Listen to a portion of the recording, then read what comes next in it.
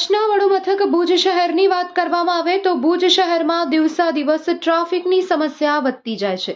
લોકો દ્વારા આડેધડ વાહન પાર્ક કરવામાં આવતા હોય છે અને તેના કારણે આ ટ્રાફિકની સમસ્યામાં દિનબદિન વધારો થતો રહ્યો છે।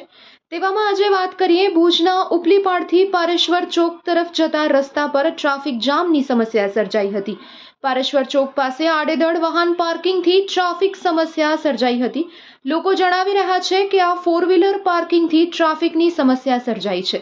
લાગતા વળગતા તંત્ર દ્વારા આ અંગે યોગ્ય કાર્યવાહી કરવામાં આવે અને નાગરિકો પણ ટ્રાફિક અંગે જાગૃત થાય તે વર્તમાન સમયને અનુરૂપ ખૂબ જરૂરી બની રહ્યું છે।